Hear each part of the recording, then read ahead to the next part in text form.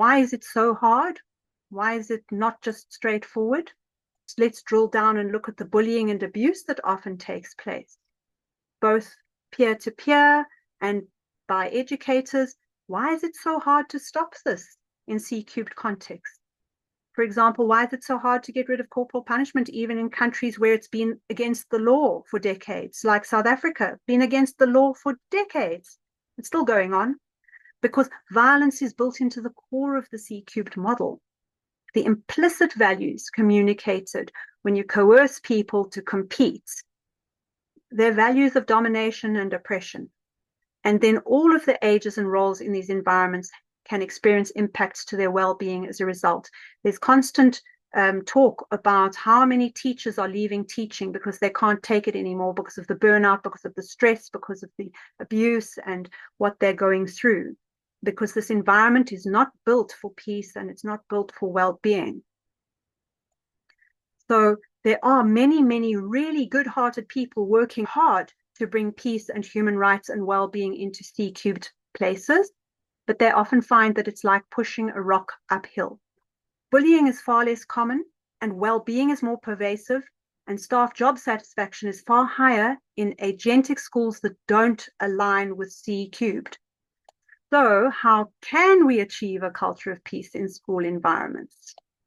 What does that look like in practice? Well, you can replace compulsion with quality control, because educational offerings that truly meet children's needs do, in truth, in practice, I've seen it, they actively attract children, and then you don't need to force them because they want to do it, because they can feel this feels nourishing, this is expanding me, this is giving me opportunity to grow, and it fits my needs. You know, you don't need compulsion if you're doing that. You can replace competition with capacity building. So I'm not trying to grade you against your friend to see who wins. I am supporting you to see how are you doing? What do you need? Assessment is for the purpose of helping you identify your next best steps. Got nothing to do with beating your friends. And then age segregation can easily be replaced with egalitarian age mixing once you leave the C-cubed model. And you can replace that ageist domination with empowered agentic inclusion. So you'll find schools that are non-C-cubed already don't do any of this and haven't been doing any of this for decades, and you can see the outcomes and they're good, and it's a lovely place to work.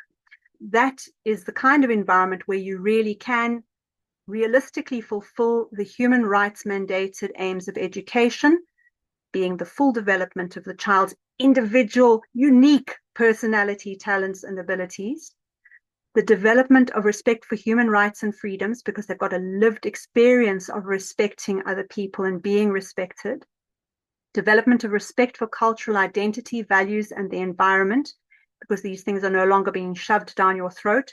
They're being explored through open dialogue and direct experience, preparation for responsible life in a free society, and the development of a sense of dignity and the ability to participate effectively. I think the key is that we understand C-cubed and what it is and why it is, and then we can do what we are starting to do now.